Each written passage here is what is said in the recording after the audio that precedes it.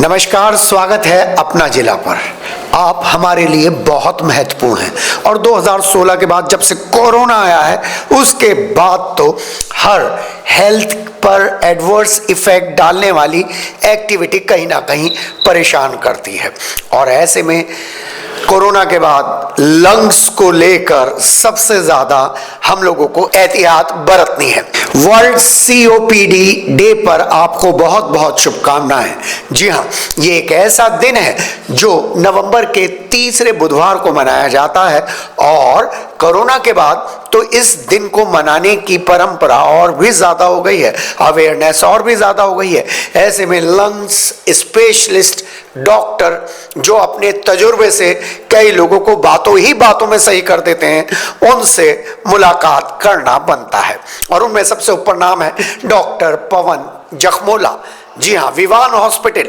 और जिस तरीके से यहाँ पर ओपीडी भरी रहती है वो बताता है कि जहाँ एक तरफ लंग्स की बीमारियां बढ़ती जा रही हैं, वहीं ऐसे डॉक्टर्स जो लंग्स को लेकर ना केवल सलाह देते हैं, दवाइयों से ज़्यादा सलाह देते हैं और दवाइयाँ भी ऐसी देते हैं जिसके साइड इफ़ेक्ट कम से कम हो, तो उनमें डॉक्टर पवन जखमोला का नाम आजकल हर तीसरे लंग पेशेंट के बीच में है। आइए आज इस स्पेशल दिन पर बात करते हैं डॉक्टर पवन जखमोला से। तो नवंबर के तीसरे बुधवार को जो दिन मनाया जाता है डॉक्टर साहब, उसके बारे में थोड़ा सा हमारे दर्शकों को बताइए।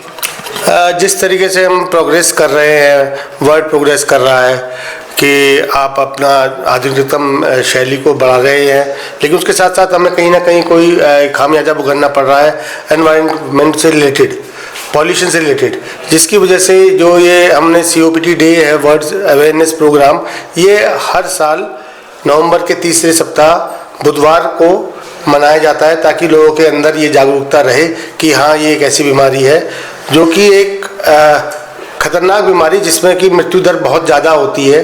और इससे ज़्यादा इसमें परेशानी ये है कि मरीज अपना सांस तक नहीं ले पाता, अपनी दिनचर्या डे टू डे एक्टिविटी नहीं कर पाता, इवन पेशाब करने जाना या करवट बदलना या लंबी बात करने में परेशानी होना, ये सब होता है। खाना खाते खाते सांस फूल जाता है। खाना खाते खाते, हाँ बिल्कुल, खाना खाते खाते या आप स्टूल पास करते हुए बहुत ज़्यादा परेशानी आती है, सांस फूलता है और चलने में 2-4 कदम में ही सांस फूलता है, तो वो अपने तक सीमित होकर रह जाता है और धीरे धीरे चिड़चिड़ा होने लगता है।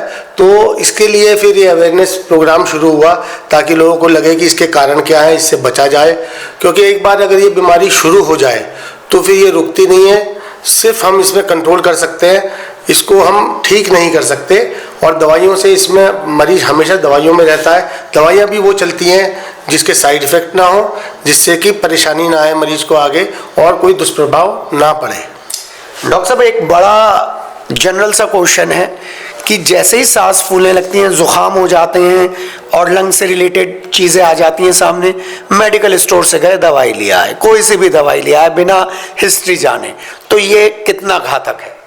देखिए, ये एक शॉर्टकट रास्ता है मरीजों का पैसे बचाने का है। गरीबी को लिए तो फिर भी हम मान सकते हैं कि थोड़ा बहुत ठीक है, क्योंकि कई बार कॉस्टली फीस होती है डॉक्टर की, लेकिन उसमें भी कई बार बहुत सी जगह ऐसी हैं, चैरिटेबल है, कुछ लोग 1 घंटे की चैरिटेबल ओपीडी करते हैं। तो कायदे में तो यह है कि आप डॉक्टर से सलाह पहले लें, क्योंकि मेडिकल स्टोर वाले को सिर्फ ये पता है कि हाँ, ये दवाई सांस के लिए है, उसे नहीं पता इसका कितना साइड इफ़ेक्ट है और कौन सी तरीका सांस ये ठीक करेगी। क्योंकि सांस बहुत सी बीमारियों में फूलता है, दिल की बीमारी में भी सांस फूलता है, कमजोरी की वजह से भी फूलता है, खून की कमी की वजह से भी फूलता है, दमे में भी फूलता है और लंग्स में के साथ साथ आपका गुर्दों की वजह से भी सांस फूलता है। तो इसके बहुत से कारण होते हैं, लेकिन एक गोली जो सांस की है वो ऐसा नहीं कि वो सिर्फ सारी सांसों में कवर करेगी। अगर आपका खून की वजह कमी की वजह से सांस फूल रहा है, उसका सॉल्ट तो उसका अलग है, उसमें आयरन के लिए आपको है, खून को आपको पूर्ति करनी पड़ेगी। गुर्दों की वजह से फूल रहा है तो गुर्दे के लिए आपको दवाई देनी पड़ेगी। दिल की वजह से फूल रहा है तो आपको दिल को पहले ठीक करना होगा, धीरे धीरे सांस अपने आप ठीक होता जाएगा। लेकिन सबका ये मानना होता है कि अगर सांस फूल रहा है तो अमूमन वो फेफड़े की वजह से फूल रहा है। तो एक दवाई सब में काम नहीं करती, उसके लिए पहले हमें पता करना होगा कि रीज़न क्या है इसका सांस फूलने का, और उसके हिसाब से फिर हमें चलना होता है। बहुत अच्छी बात बताई डॉक्टर साहब। डॉक्टर साहब, ये आपके सामने 4 थोड़े से सर्किल रखे हैं, जरा इनके बारे में मैं जानना चाहूंगा कि ये क्या है। ये सांस की नली के मॉडल है जी। जैसे कि नॉर्मल आपकी सांस की नली का ब्रोंकस है, जो छोटी सांस की नलियाँ है, और उसका जो है नॉर्मल स्ट्रक्चर ऐसा होता है। लेकिन जब कभी हल्की सीओपीडी शुरुआत जो होती है सांस की बीमारी की, उसमें अगर हल्की आती है तो उसमें धीरे धीरे सांस की नली ऐसे सिकुड़ने लगती है, संकरी होने लगती है। तो उसमें ये बलगम है बीच में, और धीरे धीरे बलगम के साथ साथ सांस की नली मोटी हो जाती है और छोटी हो जाती है। तो जैसे पहले यहाँ पे आराम से सांस पास हो रहा था, चौड़ा है, तो सांस आराम से आ रहा था, इसमें थोड़ा सा और डिफिकल्ट हो जाएगा। अगर हमने यहीं पर पता लगा लिया सांस की बीमारी के बारे में, क्योंकि कुछ जांचें होती हैं सेकंड स्टेज पे, हाँ फर्स्ट स्टेज में माइल्ड सीओपीडी में, तो हम वहाँ पे इसको प्रोग्रेशन को धीरे धीरे करके रोक सकते हैं, या ये फिर बहुत धीरे धीरे बढ़ेगा।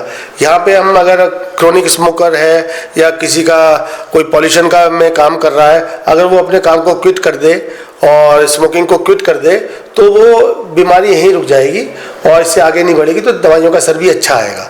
तीसरा है मॉडरेट। तो ये काफ़ी अच्छी खासी स्थिति में जब मरीज नहीं मानता और झूठ बोलता है, कई बार ये बोलता है कि जी नहीं मैंने छोड़ दी है, और वो दिन में फिर भी 4-5 सिगरेट बीड़ी पी रहा है, तो उसकी वजह से वो धीरे धीरे बढ़ने लगता है, तो फिर दवाइयों का धीरे धीरे असर कम होने लगता है। सीवियर का तो आप देख ही रहे कितना नैरो हो गया इससे, और इसका अगर कंपेयर करेंगे तो आप देखिए कि अगर इसमें सांस आप ले रहे हैं, नली आपकी इतनी बड़ी है, इसके अंदर अगर सांस इतना आराम से आ रहा है, तो आप सोचिए इसमें कैसे आएगा। और इसकी वॉल भी देखिए आप कितनी मोटी हो गई है जी। तो थिकनिंग वॉल की हो गई है। अगर हम सांस ये इस स्थिति में अगर हम दवाई भी देते हैं तो आप कितना उसको खोल पाएंगे नली को, क्योंकि वॉल बड़ी मोटी हो गई है, तो ज़्यादा थिक होने की वजह से ये थोड़ी सा असर आएगा, लेकिन वो असर नहीं आता कि जो शुरुआत के स्टेज पे असर आता है। बहुत अच्छी जानकारी डॉक्टर साहब आपने दी, और उन लोगों को तो ज़रूर सोचनी चाहिए जो स्मोकर्स हैं। लेकिन पैसिव स्मोकर्स भी हो गए, एटमॉस्फेयर की वजह से, एनवायरनमेंट की वजह से। हम लोग तो सिगरेट नहीं पीते, लेकिन हमारा भी कभी कभी बलगम जो है, म्यूकस जो है, वो ग्रेइश आ जाता है। बलगम के बारे में बताइए, और इस बारे में बताइए कि कैसे पहचान करें, ग्रीनिश, ग्रेइश, ब्लैकिश, ये क्या है। देखिए ऐसा है, बलगम के बहुत से प्रकार होते हैं। एक आता है म्यूकॉइड, पतला पानी की तरह आता है जी। तो उसका रीज़न जो है वो हो सकता है आपका एलर्जिक हो सकता है, तो कई बार वो खांसी में आता है, पतला आ गया, ठीक है।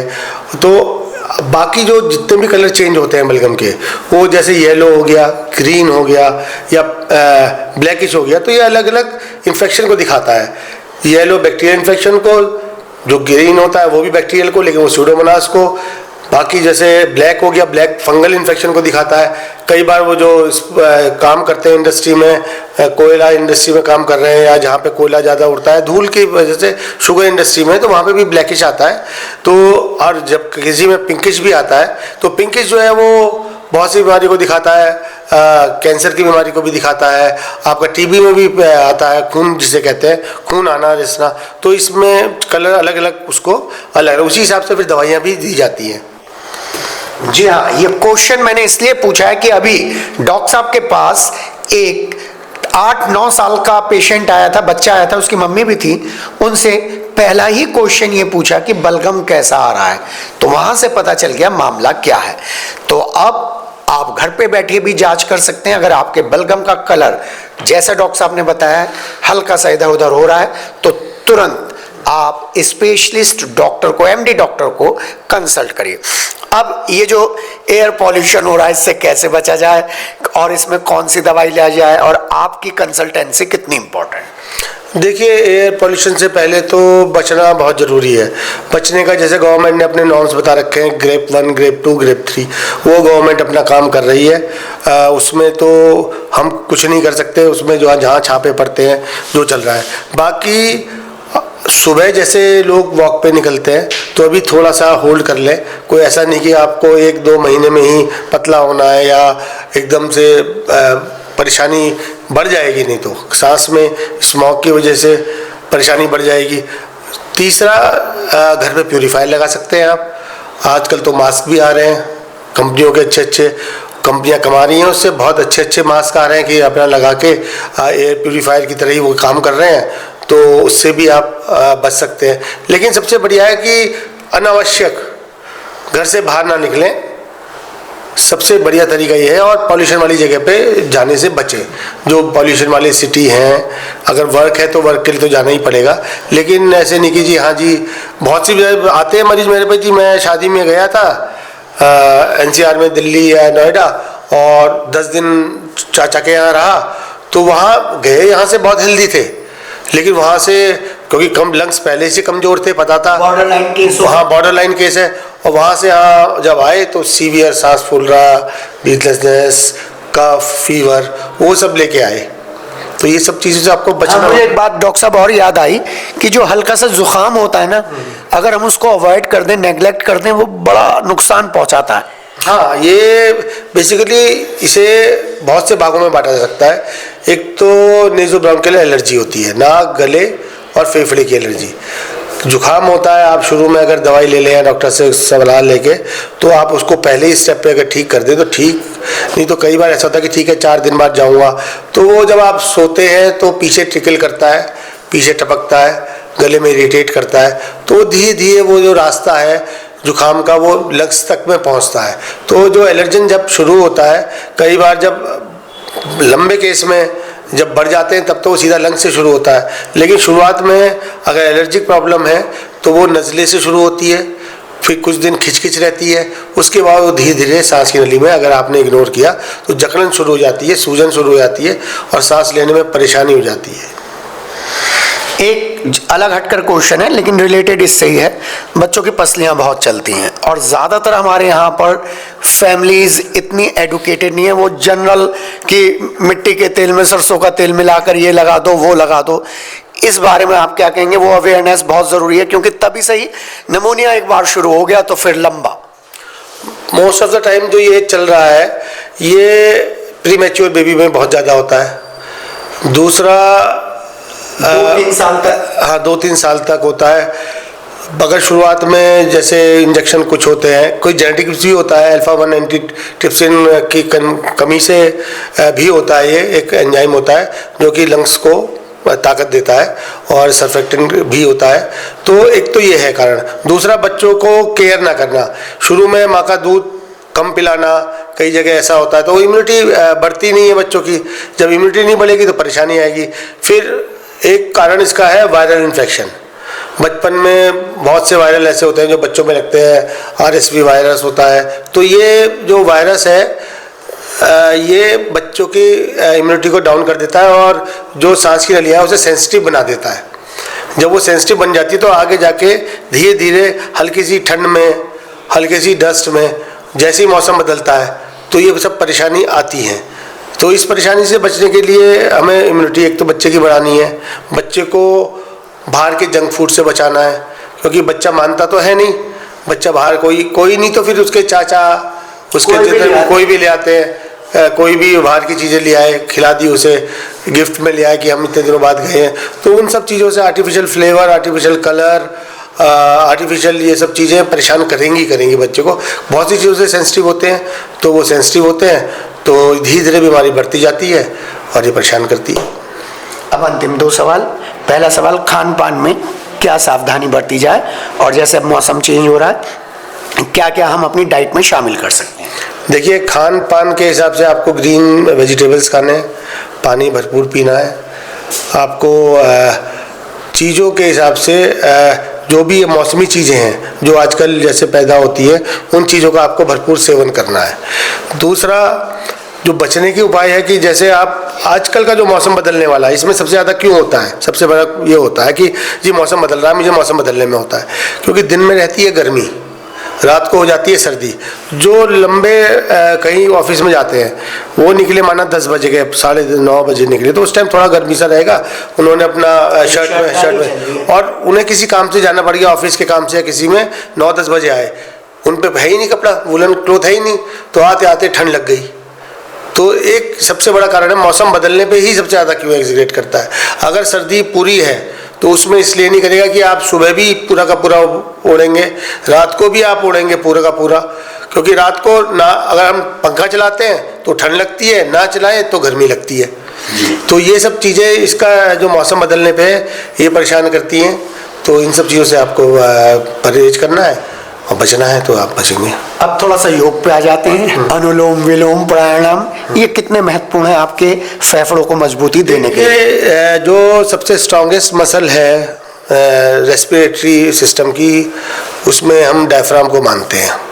डायफ्राम जो मसल है, तो उसको मजबूत करने के लिए जो कपालभाति है वो एक्सरसाइज सबसे बढ़िया है। तो आप वो कर सकते हैं।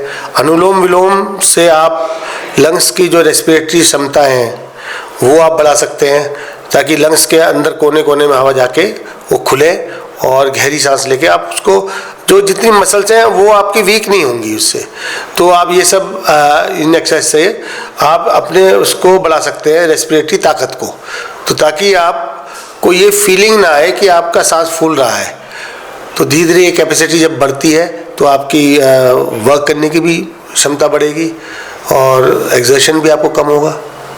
अंतिम सवाल, आजकल मोबाइल पे आता है ये चक्र जब तक चल रहा है आप होल्ड करके देखिए आपकी ब्रेथ कितनी है, 45 सेकंड, 30 सेकंड, 60 सेकंड, ये कितना इफेक्टिव है? ये मेथी है ये होल्डिंग ऑफ ब्रेथ? नहीं, होल्डिंग ऑफ ब्रेथ तो एक एक्सरसाइज है और एक ये टेस्ट भी है।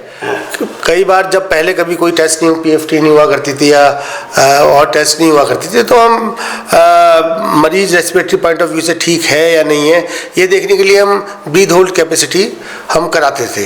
कि जब ये टेस्ट नहीं हुआ करते थे तो हम पूछते थे बात कहाँ भाई कितनी देर तक ये बात कर सकता है कंटिन्यू, कितनी देर ब्रीथ रोक सकता है। ये सब चीज़ें उस वक्त के ज़माने में इसलिए थी। अब ये इंटरेस्टेड इसलिए कि ताकि लोगों को ये अवेयरनेस आ जाए कि हाँ मेरी 30 सेकंड या 1 मिनट तक मैं ब्रीथ रोक सकता हूँ। तो थोड़ा सा इसके लिए। लेकिन हाँ, अगर आपकी ब्रीथ बहुत जल्दी टूट रही है तो इसका मतलब कहीं ना कहीं आपको चेक कराना। जी जी हाँ, ये डॉक्टर साहब की साफ हो गई है, इसलिए मैं डॉक्टर साहब के पास आया हूँ, क्योंकि डॉक्टर साहब उस तरीके से बात करते हैं जिस तरीके से मरीज एकदम सही हो जाए। और आज जब हम उस स्पेशल दिन पर आए जो नवंबर के तीसरे बुधवार को मनाया जा रहा है, तो आपसे भी अनुरोध है, अगर आप स्मोकर हैं, चेन स्मोकर हैं, रोक दीजिए। अल्कोहल कंज्यूम करते हैं उसको भी कम कर दीजिए। और जैसा डॉक्टर साहब ने बताया कि अगर आपको जाना है कहीं बाहर और वहां पर air quality index number disturb कर रहा है, तो बढ़िया मास्क लगा के जाइए, बढ़िया मुंह कवर करके जाइए और ठंडी और खट्टी चीजों से बचिए। हमारा ये कार्यक्रम ऐसे ही चलता रहेगा, इसे देखिए, आगे भेजिए, चैनल सब्सक्राइब करिए। मेरे साथ सूर्यांश है, मैं हूं के और मेरे साथ डॉक्टर पवन जखमोला। डॉक्टर साहब हमसे बात करने के लिए शुक्रिया। शुक्रिया। जी हाँ, अगली मुलाकात फिर होगी एक स्पेशल हेल्थ एडवाइस के साथ। तब तक अपना ध्यान रखिएगा।